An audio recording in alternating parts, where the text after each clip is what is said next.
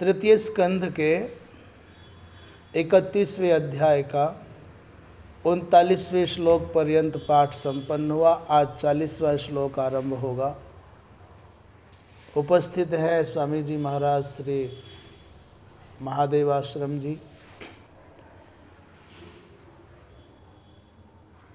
39वें श्लोक में चर्चा चल रही थी। भगवान कपिल कहते हैं, माँ, जो साधक योग के परंपार जाना चाहता है, जो भगवान के अनुग्रह का कुछ अनुभव चख चुका है, उसको स्वप्न में भी किसी भी प्रकार स्त्री संग नहीं करना चाहिए। इसमें जातु जो पद है, इसका प्रयोग हुआ है। संगम न कुर्यात प्रमदासु जातु। जातु माने कदाचित अपि,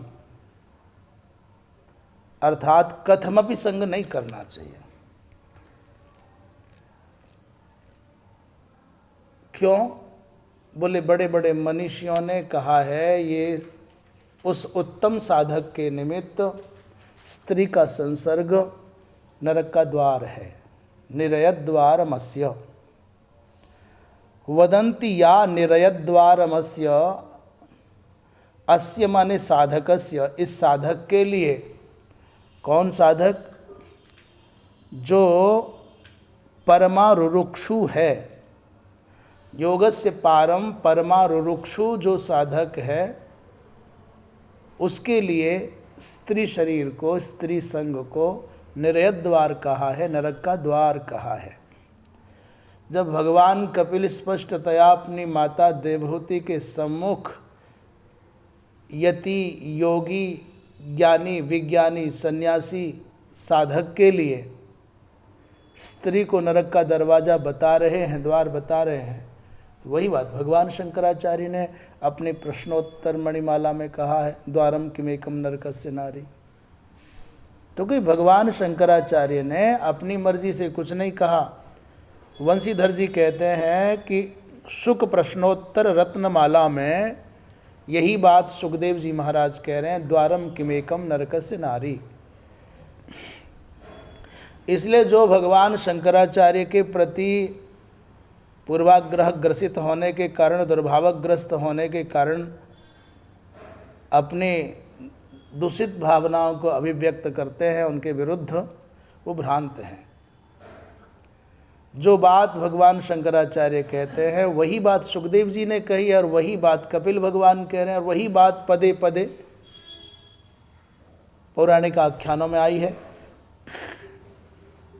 40वें श्लोक में देखते हैं क्या कह रहे हैं, योपयाति शनैर्माया योषिद्देव विनिर्मिता तामीक्षेतात्मनो मृत्युम तृणैः कूपमिवावृतम। एक बात विशेष ये और समझने की है कि जो ये समझते हैं केवल स्त्री ही नरक का द्वार है साधक पुरुष के लिए, ऐसा नहीं है। केवल इतना ही नहीं है, हाँ, साधक के लिए, सन्यासी के लिए स्त्री का संग नरक द्वार है। तद्वत जो मोक्षाकांक्षिणी कोई स्त्री है, साक्षात अथवा परंपरा यथाधिकार अपने अधिकार की सीमा में, उस साधिका स्त्री के लिए भी, उस पतिव्रता के लिए भी, उस साध्वी के लिए भी पर पुरुष का संग नरक का द्वार है। इसलिए कोई ये ना समझे कि केवल स्त्रियां नरक का दरवाजा है।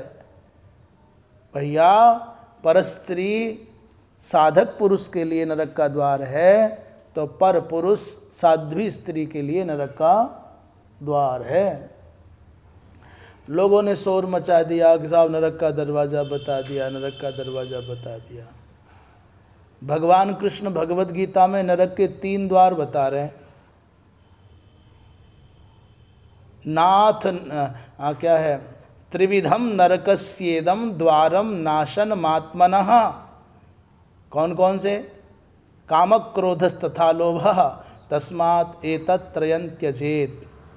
तो यह स्त्री को नरक का दरवाज़ा बताना या पुरुष को नरक का दरवाज़ा बताना, ये स्त्री और पुरुष कहने का तात्पर्य स्त्री पुरुष नहीं है, अपितु कोई पुरुष काम वासना से वासित होकर के स्त्री का संग चाहता है, सामीप्य चाहता है, तो वो काम हेतु तो उसमें काम है। अब माँ को तो नरक का दरवाज़ा नहीं बताया ना, बहन को नरक का दरवाज़ा नहीं बताया, भगनी को, पुत्री को तो नरक का दरवाज़ा, भार्या को नरक का दरवाज़ा नहीं बताया। नरक का द्वार है काम भाव, नरक का द्वार है लोभ भाव, नरक का द्वार है क्रोध भाव। अब जाओ लड़ो भगवान कृष्ण से, कैसे नरक का द्वार बता दिया। इसलिए वहाँ उद्देश्य क्या है, तो कह रहे हैं जैसे पुरुष के लिए स्त्री का संग, परस्त्री का संग नरक का द्वार है, तद्वत स्त्री के लिए भी पर पुरुष नरक का ही द्वार है। ये समझ लेना चाहिए। कामत्वात् क्या कह रहे हैं, योपयाति शनैर माया योषित देव विनिर्मिता। 40वें श्लोक में कहते हैं यह देवः न यह देव विनिर्मिता योषित माया शनई उपयाति। अच्छा, अभी पुरुष की बात नहीं कर रहे, अभी स्त्री की चर्चा कर रहे हैं। कैसे है स्त्री नरक का दरवाज़ा और कैसे पतन हो जाता है मनुष्य का, उसी बात को कह रहे हैं कि देवता के माने परम प्रभु के, ईश्वर के, परमात्मा के द्वारा विनिर्मित है ये देव माया। कैसी है, बोले योषित रूपा है, स्त्री के रूप में है, सुघड़ स्त्री के रूप में ये कैसे करती है, ये स्त्री रूपी माया शनई उपयाति, धीरे से आपके जीवन में प्रवेश करती है, सेवा के बहाने से शनई शनई। और तो क्या समझना चाहिए उसको, बोले जैसे कुआं खुदा हो, गड्ढा, उसको तिनका से, घास से, लताओं से ढक दिया जाए, तो जैसे कोई धोखे में उसको पक्की भूमि मान करके घास पर पांव रख करके पार चला जाऊंगा, ऐसा सोच करके कोई आवे और गड्ढे को घास से आच्छादित मान करके पांव रखे तो कहाँ जाएगा, बोले गड्ढे में जाएगा। तद्वताम तृणैः आवृतं कूपम एव, वो स्त्री तृण आदिक, लता आदिक से आच्छादित ढके हुए भारी गड्ढे के समान है, कुएं के समान है। इसलिए उसको आत्मनः मृत्युम ईक्षेत, उसको अपनी मृत्यु के रूप में देखना चाहिए। शास्त्रों की बात इतने से समझ में आ जाए तो आ जाए, अच्छा है, नहीं आए तो भोग के देख लो, ठोकर खा के देख लो, या दूसरे जो ठोकर खा करके गिर रहे हैं उनको देख लो। श्रीधर स्वामी इस प्रसंग में कह रहे हैं कि शनैः शुश्रूषादिमिषेण उपयाति, सेवा के बहाने से, झाड़ू पोछा के बहाने से, वस्त्र आदि के प्रक्षालन के बहाने से, भोजनालय में कुछ बना के खिलाने के बहाने से, सेवा शुश्रूषा के बहाने से उपयाति माने उपसमीपम याति। या योषित जो स्त्री आ रही है वो स्त्री मात्र नहीं है, वो सेविका मात्र नहीं है, अपितु देव विनिर्मिता माया है जो आपको अपने वश में करने के लिए आ रही है। तो उसको ताम कैसा देखो, बोले मृत्युम ईक्षेत, प्रतिकूलाम ईक्षेत माने वो तुम्हारी साधना में साधिका न होगी, बाधिका हो जाएगी। वंशीधर जी भी लगभग वैसी ही बात कहते हैं।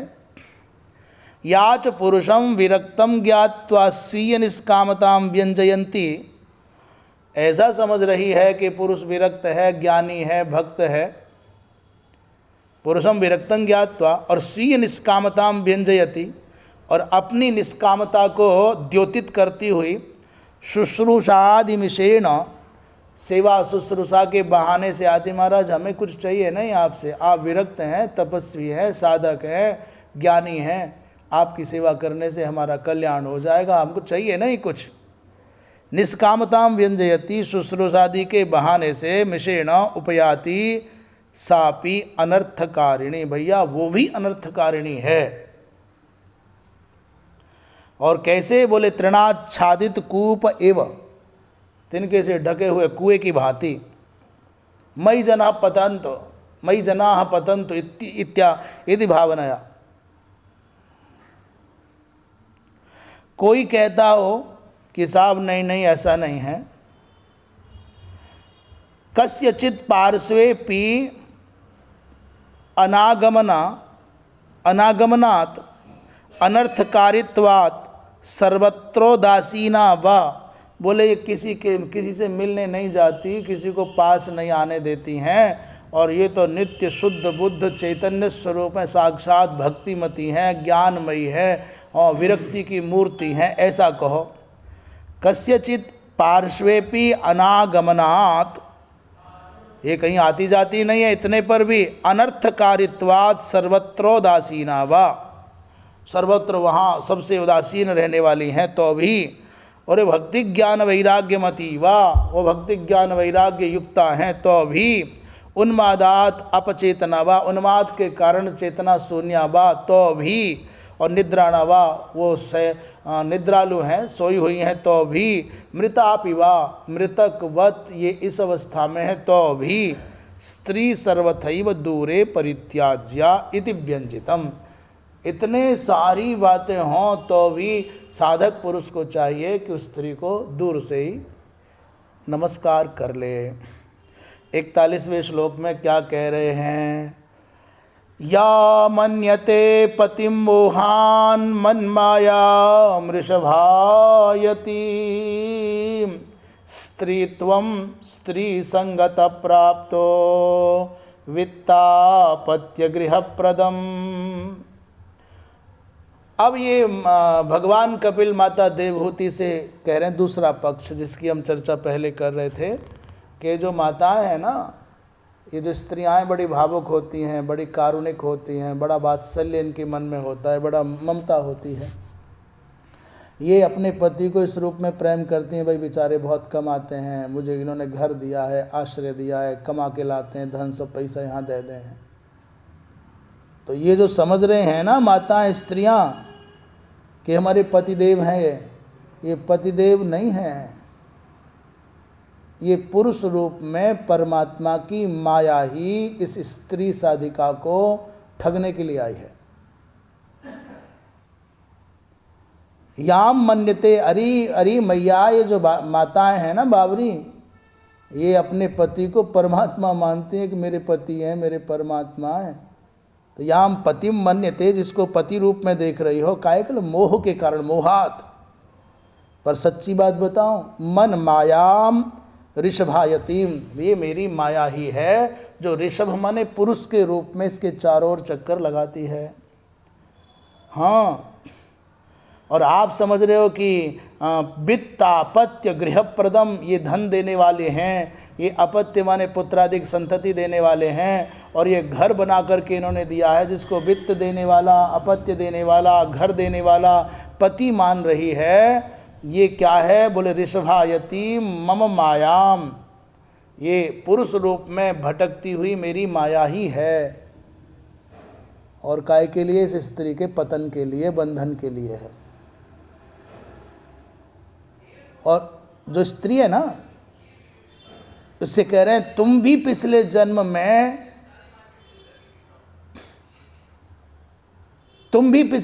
में पुरुष थी, और किसी स्त्री का चिंतन करने के कारण इस जन्म में स्त्री बनकर के आ गई हो। स्त्री संगतः, अरे बाबा तुम पिछले जन्म में कोई पुरुष साधक थे और मरते मरते किसी नैन मटक्का के साथ जुड़ गए,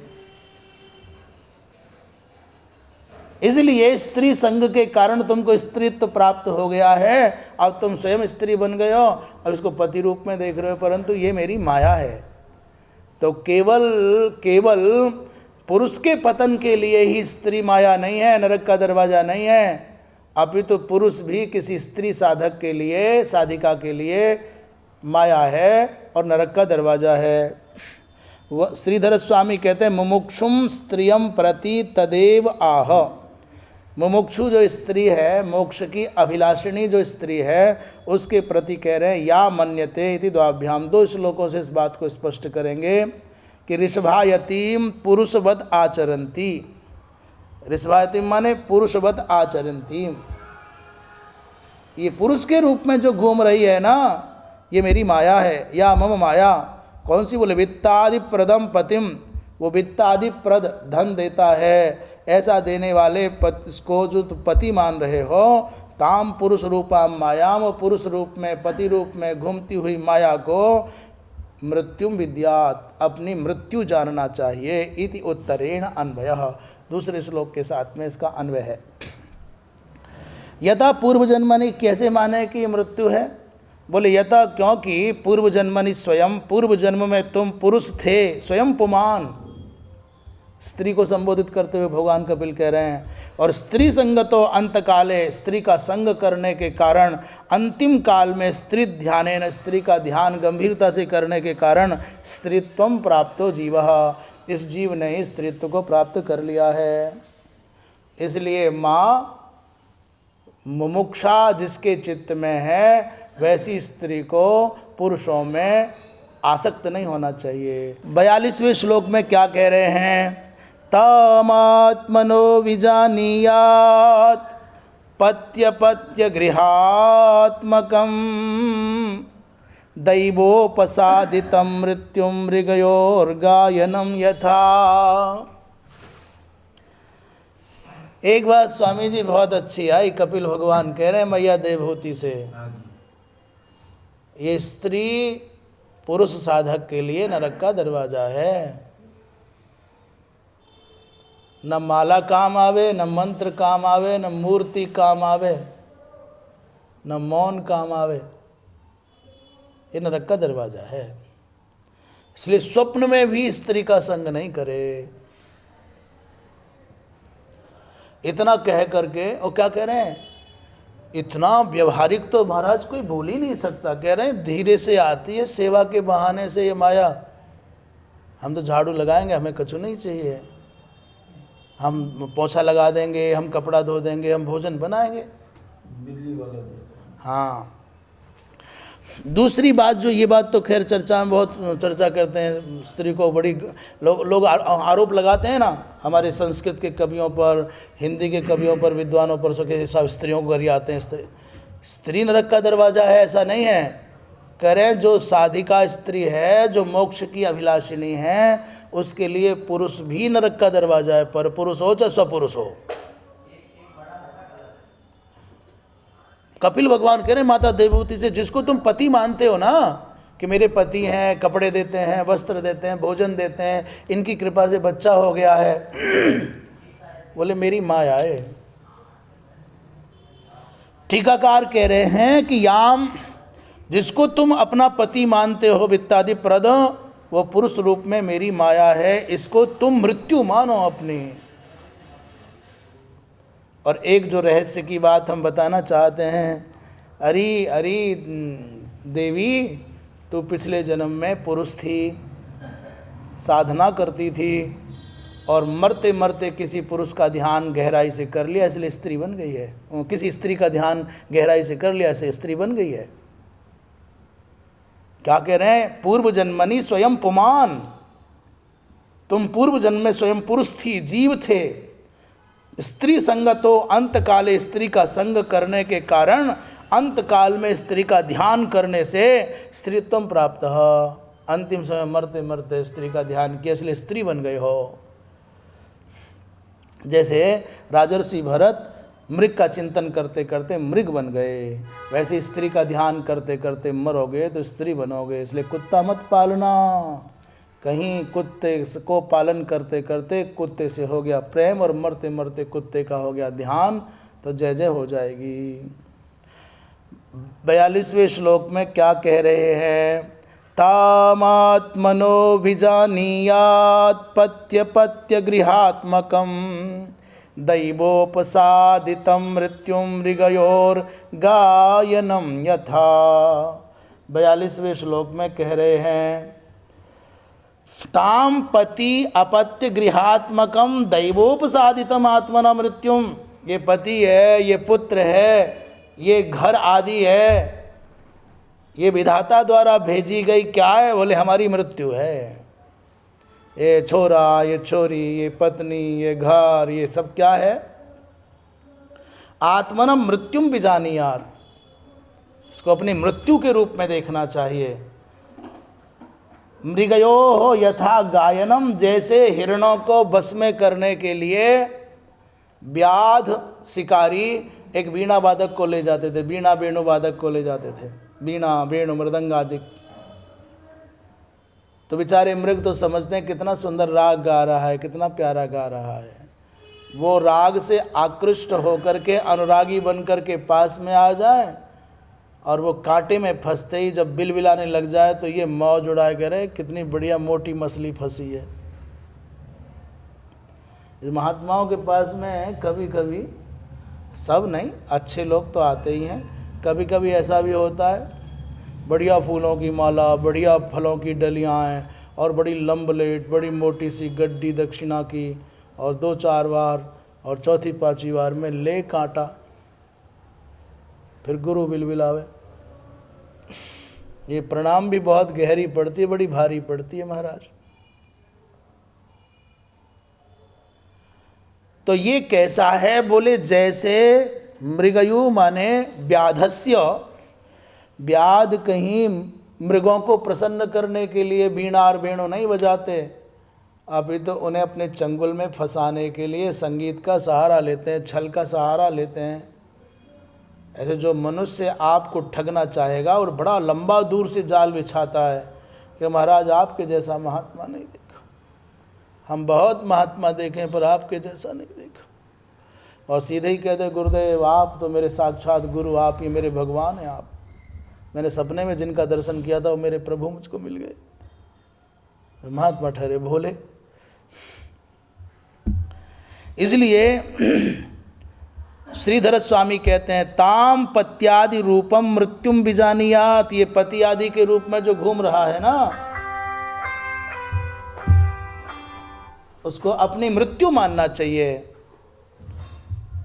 मृगयोर लुब्धकस्य, मृगयु माने लुब्धकस्य गायनम अनुकूलत्वेन प्रतीयमानमपि यथा मृगस्य मृत्यु हो। ये जो गायन होता है, मृग समझता है मेरे अनुकूल है, कितना सुख देने के लिए भैया वीणा लेके आया है, वेणु बजा रहा है, पर अंत में मृग की वो मृत्यु बन जाता है। इसलिए सावधान रहना चाहिए।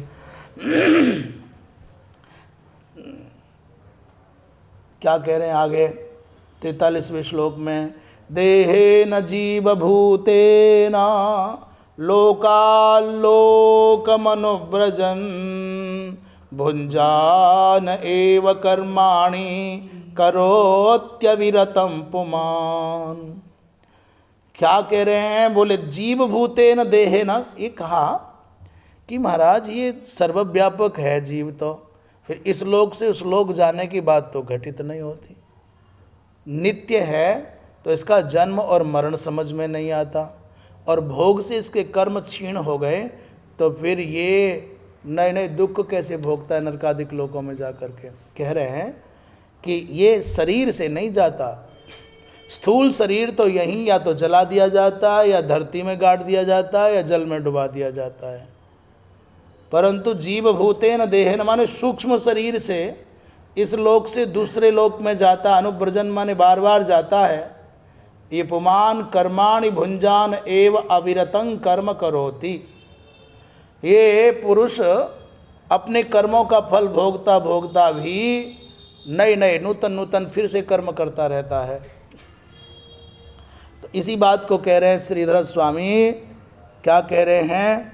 बोले तदेवं जीवस्य संसृति, मनुष्य का, जीव का ये जीवन कैसे चलता है, इसी को प्रपंचित करते हुए कह रहे हैं तत्र च तस्य कर्मवशेन लोकांतर गमनम जन्म मरणम चोक्तम। कर्म के कारण ही इसका लोक से लोकांतर में गमन होता है, बार बार जन्म और मरण होता है, ऐसा कहा गया है। कहते हैं तत्रैवं शंक्यते, यहाँ तो एक शंका उत्पन्न हो गई। क्या शंका उत्पन्न हुई? कि आप कहते हो जीव है व्यापक, वो तो सर्वव्यापक है आकाश की भांति, जैसे आकाश कहीं से आता नहीं और कहीं जाता नहीं, बादल आते और जाते हैं, आकाश तो आता जाता नहीं। क्यों? बोले आकाश सर्वव्यापक है इसलिए नहीं आता जाता। तो व्यापकस्य कथम लोका लोकांतर गमनम, एक सर्वव्यापक इस आत्म तत्व का, जीव तत्व का लोक से लोकांतर में गमन कैसे संभव है? फिर आपने दूसरा विशेषण बताया, जीव तो नित्य है, तो नित्यस्य च कथम जन्म मरणे, जन्म मरणे, इस नित्य जीव का जन्म और मरण कैसे संभव है? और तीसरा भोगेन कर्म क्षये च, जब भोग के कारण सभी कर्म क्षीण हो गए, ऐसा हो जाने पर कर्म क्षय च सती जन्म मरणम च नेष्यते, तो जन्म और मरण का कोई अर्थ शेष नहीं रह जाएगा जब सब कर्म क्षीण ही हो गए। तत्कुतः पुनरपितस्य कर्म संभव, तो फिर उसके द्वारा अब कर्म संभव माने कर्म उत्पत्ति कैसे हो जाएगी? यदि तत्र लोकांतर गमनम कर्म च संभवती, और लोकांतर गमन इत्यादि भी कभी संभव नहीं हो सकता। ये है 43वें श्लोक में कह रहे हैं। एक तो भोग से कर्मों का क्षय हो गया तो जन्म और मरण नहीं हो सकता, फिर जीव कर्म उत्पन्न हो जाता है। इस प्रकार तीन तरह की शंका उत्पन्न हो गई। एक तो लोकांतर गमन, दूसरे लोक में जाना, और फिर से कर्म का उत्पादन संभव है, ये कह रहे हैं। कहते हैं भैया इसी का उत्तर दे रहे हैं। क्या कह रहे हैं? देहेन जीवस्य उपाधितया भूतेन जातेन लिंग देहेन, देहेन का अर्थ है जीव की उपाधि के द्वारा जो समुत्पन्न हुआ है लिंग देह, लिंग शरीर, सूक्ष्म शरीर, लोकांतरम अनुव्रजन, तो स्थूल शरीर से नहीं जाता, अपितु लिंग शरीर कहें, सूक्ष्म शरीर कहें, उसके माध्यम से अनुव्रजन माने जाता है। और अविरतं कर्माणि करोति, और अखंड अनवरत सूक्ष्म शरीर से कर्म करता है। कर्म नाम असमाप्ति रुकता, इससे सिद्ध हो गया कर्म की असमाप्ति कह दी। आप शरीर स्थूल शरीर से चुपचाप बैठे हो, पर मन आपका विभिन्न प्रकार की क्रियाओं का संपादन कर रहा है। भाव जगत में आप निरंतर सक्रिय हैं। 44वें श्लोक में जीवो ह्यस्यानुगो देहो भूतेन्द्रिय मनोमयः तन्निरोधोस्तु मरणमाविर्भावस्तु संभवः। 44वें श्लोक में क्या कह रहे हैं? ये क्या है? देहहा भूतेन्द्रिय मनोमयः, क्या है ये? देह हो गया, पंच महाभूत हो गया, इंद्रिय हो गया और मन हो गया। इस शरीर का जो वास्तविक अस्तित्व है उसे पंच महाभूत हैं, पंचीकृत पंच महाभूत, और उसमें इंद्रियां हैं, माने अधिभूत, अध्यात्म और अधिदैव, मनोमयः। इसलिए जीवः ही, जीव क्योंकि सूक्ष्म शरीर, अस्य अनुगः, इसके पीछे चलने वाला है, किसके? स्थूल शरीर के। हाँ, तत्निरोधः, इन दोनों के सहयोग का रुकना माने स्थूल शरीर और सूक्ष्म शरीर दोनों का अवरुद्ध हो जाना ही अस्य मरणम, मरण की नई परिभाषा एकदम से। जब स्थूल शरीर भी काम नहीं कर रहा है, स्थूल शरीर काम नहीं कर रहा पर सूक्ष्म शरीर काम कर रहा है, तो कहते हैं मरा नहीं, वेंटिलेशन पर है, वेंटिलेटर पर है ना। वो स्थूल शरीर काम नहीं करता परंतु सूक्ष्म शरीर चलता रहता है। कहते हैं परंतु जहाँ स्थूल शरीर और सूक्ष्म शरीर दोनों के दोनों अक्रिय हो गए, अवरुद्ध हो गए, वही उसकी मरण संज्ञा है। बिल्कुल मरण की अपूर्व परिभाषा, जहाँ सूक्ष्म शरीर और स्थूल शरीर दोनों के दोनों निष्क्रिय हो गए, और जब ये दोनों के दोनों सक्रिय होकर के कार्य करने लग जाते हैं तो आविर्भावस्तु संभवः, दोनों का एक साथ प्रकट होना ही जन्म है। अकेले स्थूल शरीर अथवा अकेले सूक्ष्म शरीर से बात नहीं बनती, दोनों का एक्टिव होना जीवन है और दोनों का निष्क्रिय हो जाना मृत्यु है। श्रीधर स्वामी कहते हैं 44वें श्लोक में, बोले जन्म मरण संभवम आह, जन्म और मरण कैसे होता है इस नित्य जीव का? कि जीवो जीवोपाधिर्लिंग देह अस्यात्मनोनुगो अनुवर्ती भूतेन्द्रिय मनोमय जीव। जीव की उपाधि क्या है? बोले जीव की उपाधि है स्थूल शरीर, सूक्ष्म शरीर, ये बोलते हैं कारण शरीर। तो जीवोपाधि माने लिंग देह, लिंग देह माने सूक्ष्म शरीर। अस्य आत्मनो अनुगो अनुवर्ती, इस शरीर का अनुवर्तन करने वाला है वो। भूतेन्द्रिय मनोमय माने जिसमें पंचमहाभूत इंद्रियां है, और मनोमय माने दिव्य शरीर है। स्थूल भूतादि विकारो देहो, स्थूल भूतादि का विकार देह ये भोगायतन है। जब तक स्थूल भूतों का विकार स्वरूप शरीर न होगा तब तक ये जीव कहाँ बैठ कर के इन विषयों का भोग करेगा। तो शरीर है घर, और इसमें रहने वाला जो सूक्ष्म शरीर है वो है मानो इस घर में रहने वाला गृही, गृहस्वामी। इसलिए इस शरीर रूपी घर में बैठ कर के वो विषयों का भोग करता है। कहते हैं इन दोनों का, स्थूल शरीर और सूक्ष्म शरीर दोनों का निरोध हो जाए, अर्थात कार्य की अयोग्यता हो जाए, तदस्य जीवस्य मरणम, यही इस जीव का मरण है। बात समझ में आ रही है ना? मरण क्या है? स्थूल शरीर भी काम नहीं कर रहा है जी, और अब सूक्ष्म शरीर भी काम नहीं कर रहा है, मन बुद्धि चित्त अहंकार आदि भी, तो ये मृत्यु हो गई। और दोनों का मिल जाना आविर्भावस्तु माने सूक्ष्म शरीर और स्थूल शरीर का आविर्भाव हो गया, सम्मिलन हो गया, तो संभव, संभव माने जन्म उच्यते, जन्म हो गया। यही मनुष्य का, यही जीव का जन्म और मृत्यु है। आगे कह रहे हैं द्रव्योपलब्धि स्थानस्य द्रव्येक्षा योग्यता यदा तत्पंचत्वमहं मानाद उत्पत्तिर्द्रव्य दर्शनम। 45वें श्लोक में क्या कह रहे हैं? बोले द्रव्योपलब्धि स्थानस्य, इसमें थोड़ा ध्यान से सुनेंगे तो समझ में आता है। द्रव्य की उपलब्धि किस स्थान से होती है? बोले जैसे द्रव्य है घट पट आदि, उसकी उपलब्धि किससे होगी? बोले आँख के द्वारा होगी। बोले नहीं नहीं, आँख के द्वारा संभव नहीं है। इस नेत्र गोलक के मध्य में जो चक्षुरिंद्रिय है उसके द्वारा संभव है। आँख बहुत बार बिल्कुल ठीक होती है, पर उसमें नेत्रेंद्रिय जो है, चक्षुरिंद्रिय जिसे कहते हैं, उसमें कोई खोट आ जाए तो आँख जो की तो ठीक है पर दिखना बंद हो जाता है। द्रव्य की उपलब्धि, पदार्थों की उपलब्धि का स्थान है कोई, जिसे आँख कह रहे हो, उस स्थान का नाम है स्थूल शरीर। नाक से गंध आपने ग्रहण किया, आँख से रूप आपने ग्रहण किया, कान से शब्द आपने ग्रहण किया, तो ये जो दिख रहा है कान बाह्य स्वरूप, आँख बाह्य स्वरूप, नासिका बाह्य स्वरूप, ये क्या है? यह है स्थूल शरीर। कहते हैं यदा द्रव्येक्षा अयोग्यता, जब इस स्थान में माने नेत्र गोलक में, नासिका केंद्र पर और कर्ण क्षेत्र में द्रव्य के ग्रहण करने की अयोग्यता हो गई, जैसे आँख में पीलिया रोग हो गया तो नहीं दिखेगा, नासिका को जुकाम लग गया अब नहीं सूंघ पाएगी, कानों में कुछ मल जमा हो गया, छिद्र हो गया तो नहीं सुन पाएंगे।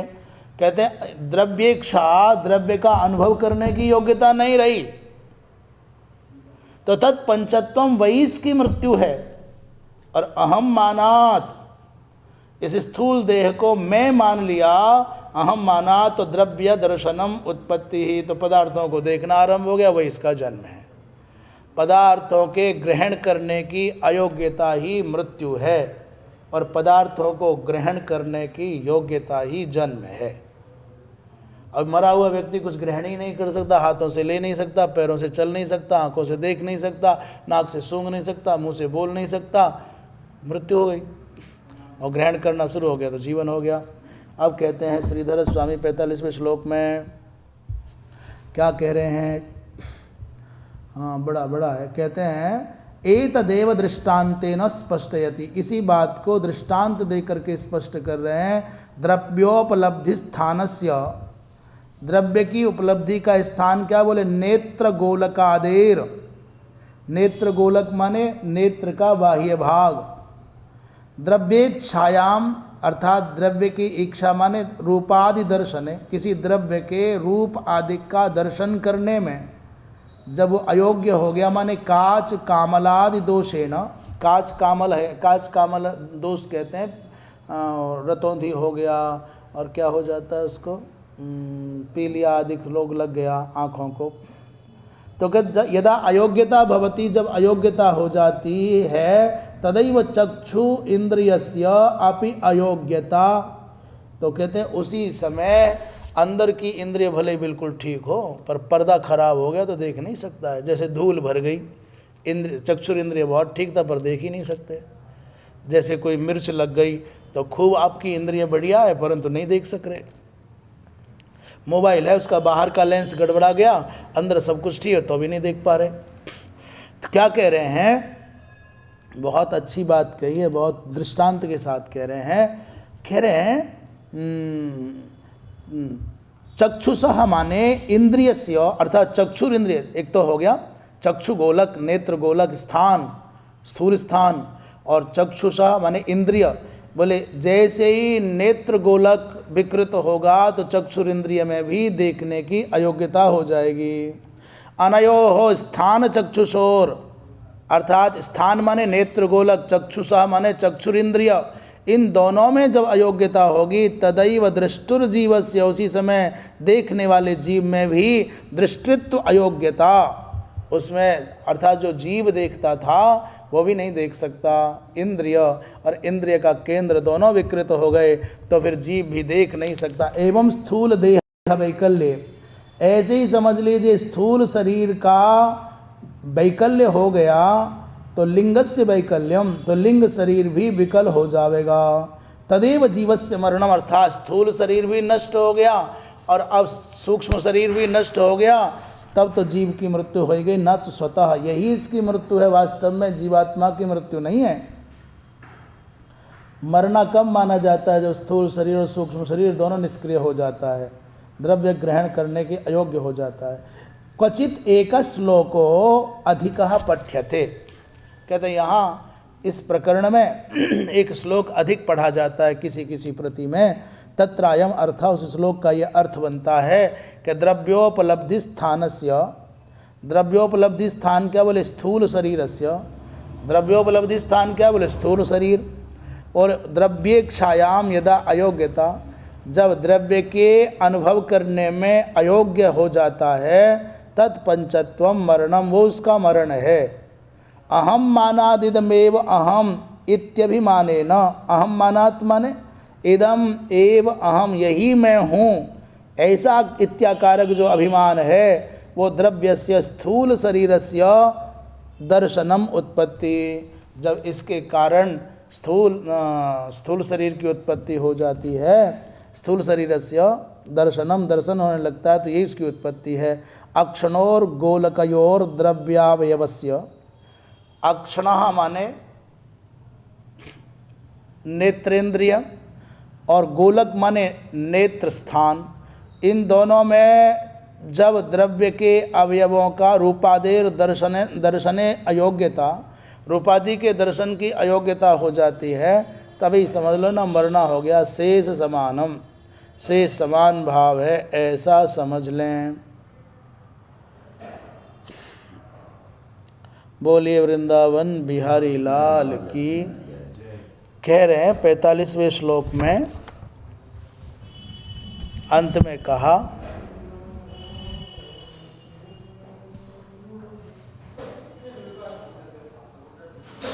छियालीसवां कि 45वां है, हाँ,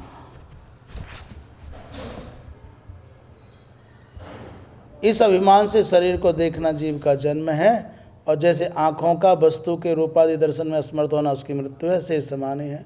अर्थात स्थूल और सूक्ष्म शरीर के कार्य न करने पर जीव का कार्य न करना ही उसकी मृत्यु है, तथा स्थूल शरीर को अपना रूप मानना उसका जन्म होता है, ऐसा मान लेना चाहिए। अब क्या कह रहे हैं आगे, कौन से नंबर का श्लोक रह गया, 46वां। यथाक्षणोर्द्रव्यावयव दर्शना योग्यता यदा तदैव चक्षुषो द्रष्टुर्द्रष्टृत्वा योग्यता नयोः। यही है ना। 46वें श्लोक में क्या कह रहे हैं?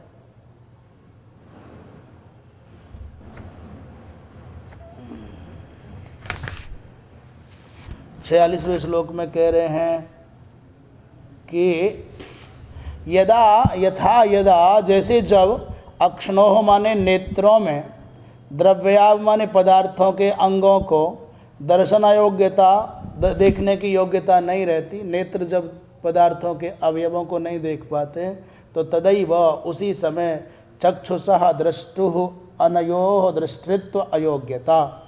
चक्षुषः माने नेत्रों के और दृष्टा की, दोनों की, अनयो अर्थात नेत्र की और देखने वाले की, इन दोनों की दृष्टृत्व अयोग्यता, देखने की शक्ति नहीं रहती। ये बात समझ लेने की है कि जैसे ही जब नेत्र में द्रव्य के अंगों को, अवयवों को देखने की अयोग्यता हो जाती है, अर्थात योग्यता नहीं रहती, तथा देखने वाला जो जीव है उसको भी नहीं दिखाई देता है, ये उन दोनों की अयोग्यता सिद्ध हो जाती है। श्रीधर स्वामी कह रहे हैं, अच्छा 46वें में कोई टीका नहीं की, दोनों जगह ही। आगे कहते हैं 47वां, तस्मान्नकार्य संत्रासो न कार्पण्यम न संभ्रमः बुद्ध्वा जीव गतिं धीरो मुक्त संगश्चरेदिह। 47वें श्लोक में कह रहे हैं, तस्मात् माने इसीलिए, न संत्रास माने मृत्यु आदि से भय नहीं करना चाहिए मनुष्य को, क्योंकि मृत्यु है क्या? जब सूक्ष्म शरीर और स्थूल शरीर दोनों के दोनों किसी पदार्थ का ग्रहण करने में अक्षम हो जाते हैं, यही इसकी मृत्यु है। और जब ग्रहण करने में सक्षम हो जाते हैं, यही इसका जन्म है। इसलिए कार्पण्यम, दीनता भी नहीं दिखानी चाहिए, न संभ्रमा माने व्याकुलता भी नहीं दिखानी चाहिए। ऐसा नहीं करना चाहिए। धीर होना चाहिए। जीव गतिम बुद्ध्वा, जीव के वास्तविक स्वरूप को जान करके मुक्त संग यह चरेत, अनासक्त भाव से संसार की यात्रा को पूर्ण करे, ऐसा 47वें श्लोक में कह रहे हैं। यस्मान्न, श्रीधर स्वामी कहते हैं, यस्मान्न वस्तु तो जीवस्य जन्म मरणादि, वास्तव में जीव का जन्म और मरण नहीं होता। तस्मान मरणात्, इसलिए मरने से संत्रास नहीं होना चाहिए। जीवन में कार्पण्य भी नहीं दिखाना चाहिए, दीनता भी नहीं करनी चाहिए। दैन्यम न कार्यम, संभ्रमश्च, अर्थात संभ्रम भी नहीं करना चाहिए। 47वें श्लोक में कहते हैं संभ्रमश्च न कार्यः, अर्थात इस जीवन जीने के लिए बहुत मोह भी नहीं करना चाहिए।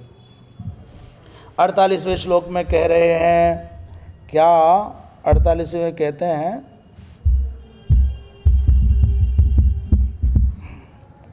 हाँ 48वें कहते हैं, सम्यक दर्शनया बुद्धिया योग वैराग्य युक्तया माया विरचिते लोके चरेण्यस्य कलेवरम।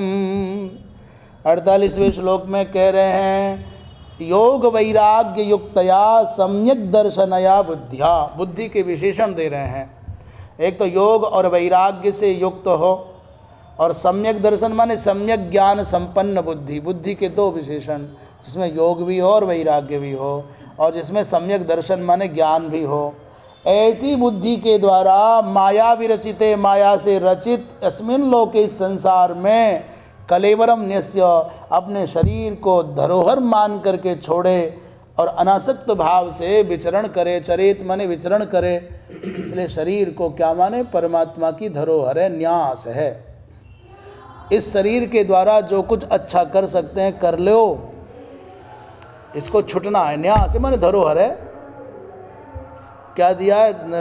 सदुपयोग कर लो भाई, जब तक तुम्हारे पास है। गाड़ी है तो इसका रखरखाव भी करना है, सदुपयोग भी करना है, अंत में देना है, लौटा करके देना है, छोड़ना है। तो न्यस्य माने कलेवरम, न्यस्य माने कलेवर को, शरीर को न्यास माने और तब विचरण करे। श्रीधर स्वामी पाद कह रहे हैं, ननु सर्वथा मुक्त संगत्वे कथम जीवितम अत आह। सर्वथा मुक्त संग हो गए तो कैसे जियोगे?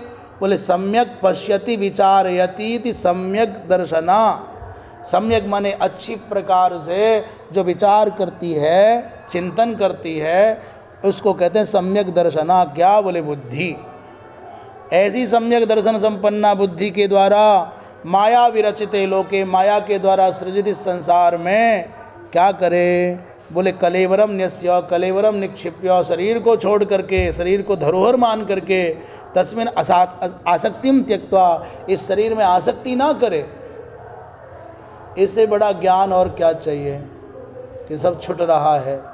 बचपन हाथ से फिसल गया, जवानी हाथ से फिसल गई, बालों का कालापन चला गया, चेहरे का सौंदर्य आकर्षण चला गया, और क्या रह जाएगा? लोग कहते साहब वो छोड़ गया, ये छोड़ गया।